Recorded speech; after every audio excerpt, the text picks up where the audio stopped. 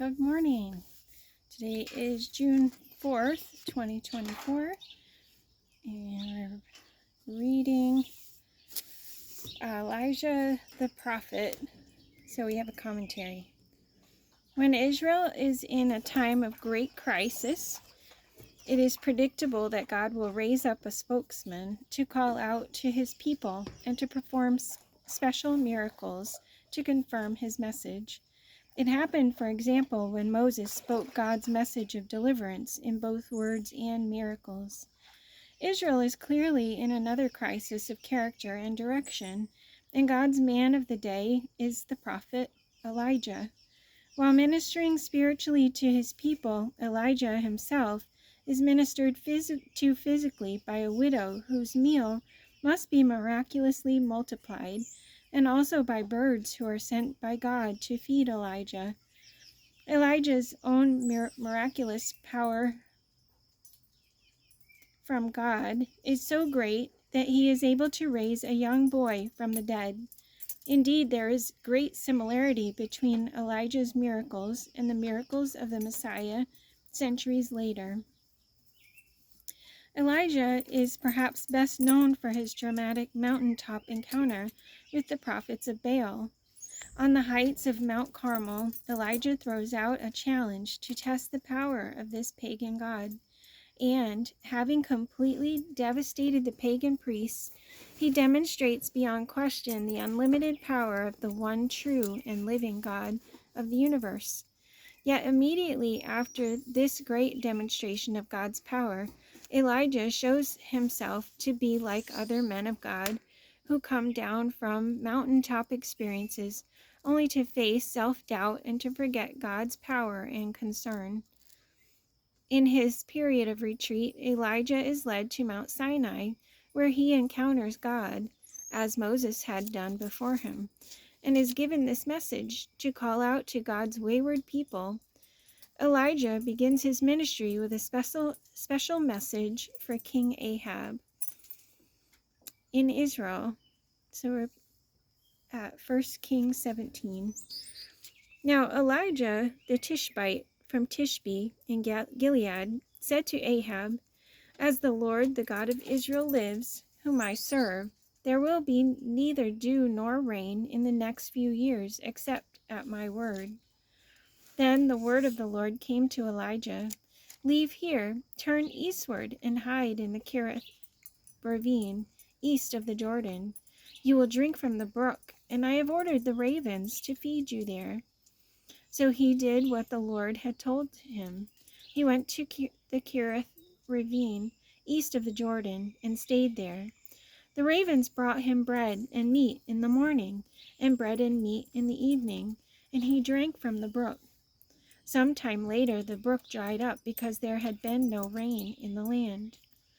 Then the word of the Lord came to him, "Go at once to Zarephath of Sidon and stay there. I have commanded a widow in that place to supply you with food." So he went to Zarephath. When he came to the town gate, a widow was there gathering sticks. He called to her and asked, "Would you bring me a little water in a jar, so I may have a drink?" As she was going to get it, he called, "And bring me, please, a piece of bread." "As surely as the Lord your God lives," she replied, "I don't have any bread, only a handful of flour in a jar, and a little oil in a jug. I am gathering a few sticks to take home and make a meal for myself and my son, that we may eat it and die." Elijah said to her, "Don't be afraid. Go home and do as you have said. But first make a small cake of bread for me from what you have, and bring it to me, and then make something for yourself and your son.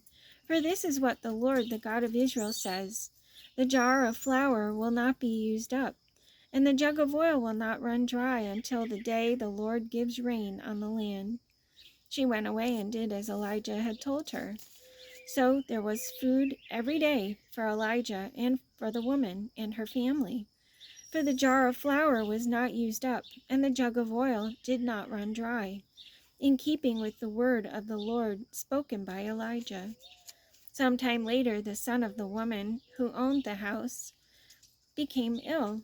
He grew worse and worse, and finally stopped breathing. She said to Elijah, "What do you have against me, man of God? Did you come to remind me of my sin and kill my son?" "Give me your son," Elijah replied. He took him from her arms, carried him to the upper room where he was staying, and laid him on his bed. Then he cried out to the Lord, "O Lord my God, have you brought tragedy also upon this widow I am staying with by causing her son to die?" Then he stretched himself out on the boy 3 times and cried to the Lord, "O Lord my God, let this boy's life return to him." The Lord heard Elijah's cry, and the boy's life returned to him, and he lived. Elijah picked up the child and carried him down from the room into the house. He gave him to his mother and said, "Look, your son is alive." Then the woman said to Elijah, "Now I know that you are a man of God, and the word of the Lord from your mouth is the truth."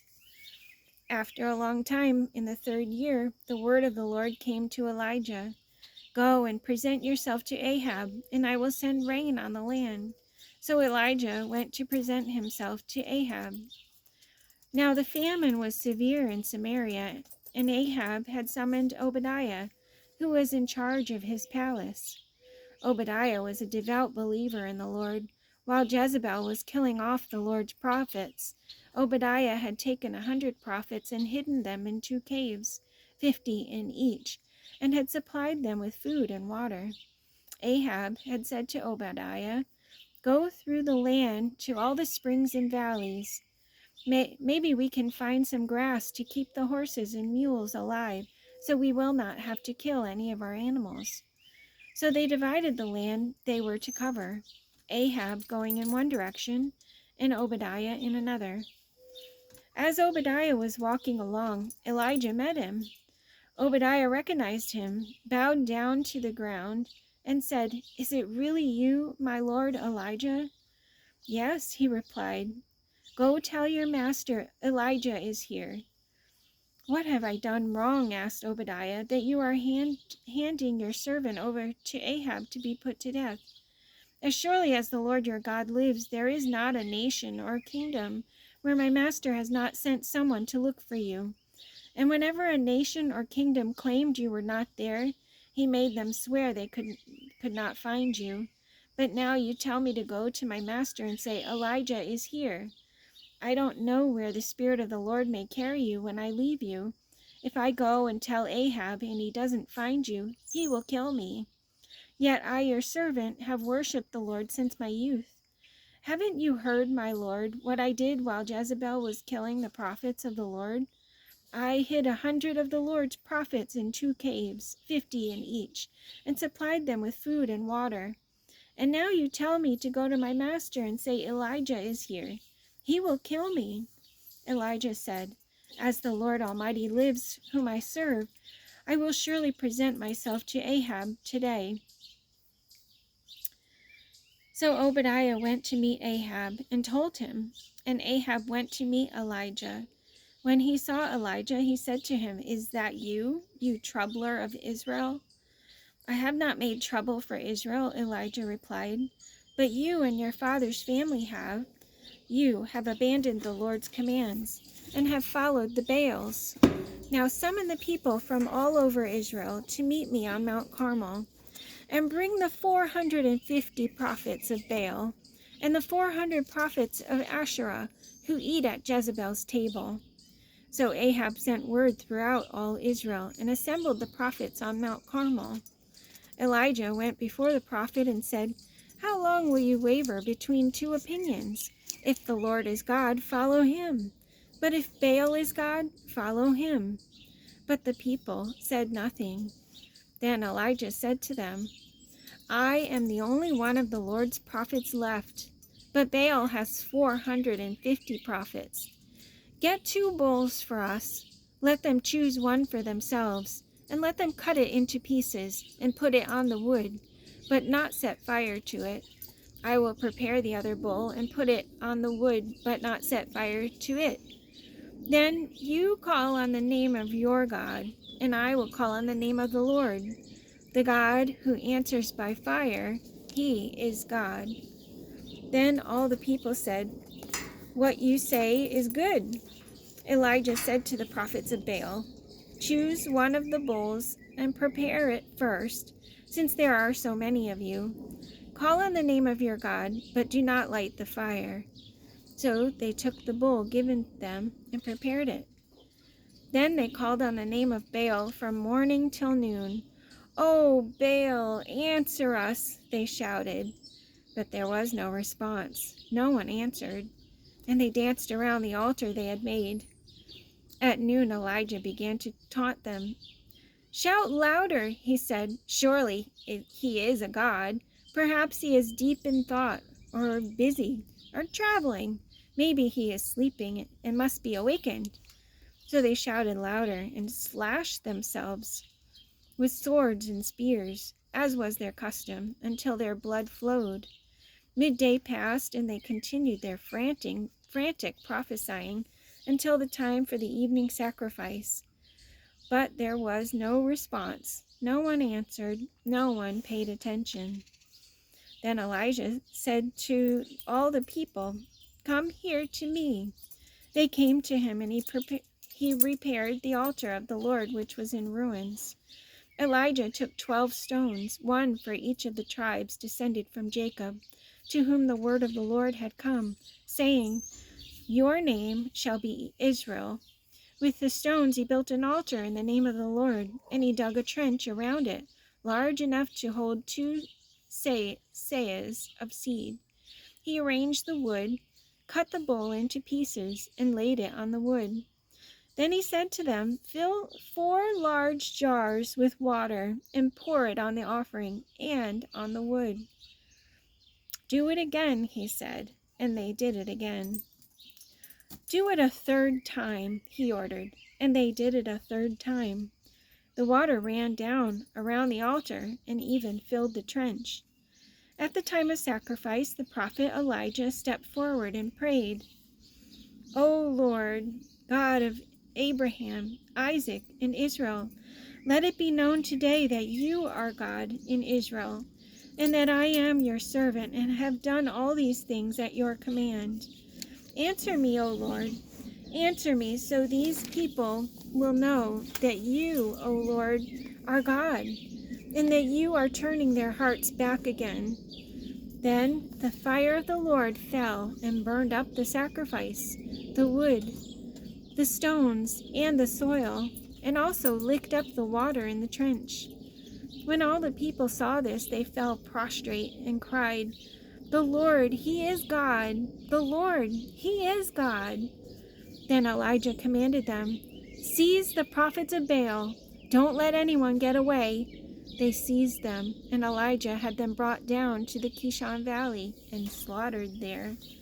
And Elijah said to Ahab, "Go, eat and drink, for there is the sound of a heavy rain." So Ahab went off to eat and drink, but Elijah climbed to the top of Carmel, bent down to the ground, and put his face between his knees. "Go and look toward the sea," he told his servant, and he went up and looked. "There is nothing there," he said. 7 times Elijah said, "Go back." The 7th time the servant reported, "A cloud as small as a man's hand is rising from the sea." So Elijah said, "Go and tell Ahab, hitch up your chariot and go down before the rain stops you." Meanwhile the sky grew black with clouds. The wind rose. A heavy rain came on, and Ahab rode off to Jezreel. The power of the Lord came upon Elijah, and tucking his cloak into his belt, he ran ahead of Ahab all the way to Jezreel. Now Ahab told Jezebel everything Elijah had done, and how he had killed all the prophets with the sword. So Jezebel sent a messenger to Elijah and said, "May the gods deal with me, be it ever so severely, if by this time tomorrow I do not make your life like that of one of them." Elijah was afraid and ran for his life. When he came to Beersheba in Judah, he left his servant there, while he himself went a day's journey into the desert. He came to a broom tree sat down under it, and prayed that he might die. "I have had enough, Lord," he said. "Take my life. I am no better than my ancestors." Then he lay down under the tree and fell asleep. All at once an angel touched him and said, "Get up and eat." He looked around, and there by his head was a cake of bread baked over hot coals and a jar of water. He ate and drank and then lay down again. The angel of the Lord came back a second time and touched him and said, "Get up and eat, for the journey is too much for you." So he got up and ate and drank. Strengthened by that food, he traveled 40 days and 40 nights until he reached Horeb, the mountain of God. There he went into a cave and spent the night. And the word of the Lord came to him. "What are you doing here, Elijah?" He replied, "I have been very zealous for the Lord God Almighty. The Israelites have rejected your covenant, broken down your altars, and put your prophets to death with the sword. I am the only one left, and now they are trying to kill me too." The Lord said, "Go out and stand on the mountain in the presence of the Lord, for the Lord is about to pass by." Then a great and powerful wind tore the mountains apart and shattered the rocks before the Lord, but the Lord was not in the wind. After the wind, there was an earthquake, but the Lord was not in the earthquake. After the earthquake came a fire, but the Lord was not in the fire. And after the fire came a gentle whisper. When Elijah heard it, he pulled his cloak over his face and went out and stood at the mouth of the cave. Then a voice said to him, "What are you doing here, Elijah?" He replied, "I have been very zealous for the Lord God Almighty. The Israelites have rejected your covenant, broken down your altars, and put your prophets to death with the sword. I am the only one left, and now they are trying to kill me too." The Lord said to him, "Go back the way you came, and go to the desert of Damascus. When you get there, anoint Hazael king over Aram. Also anoint Jehu, son of Nimshi, king over Israel, and anoint Elisha, son of Shaphat from Abel Maholah, to succeed you as prophet.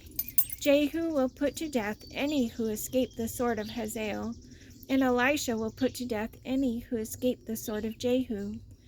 Yet I reserve 7,000 in Israel, all whose knees have not bowed down to Baal, and all whose mouths have not kissed him." So Elijah went from there and found Elisha, son of Shaphat. He was plowing with 12 yoke of oxen, and he himself was driving the 12th pair. Elijah went up to him and threw his cloak around him. Elisha then left his oxen and ran after Elijah. "Let me kiss my father and mother goodbye," he said, "and then I will come with you." "Go back," Elijah replied. "What have I done to you?" So Elisha left him and went back. He took his yoke of oxen and slaughtered them. He burned the plowing equipment to cook the meat and gave it to the people, and they ate. Then he set out to follow Elijah and became his attendant. Oh, great stories. That's it for today. See you tomorrow.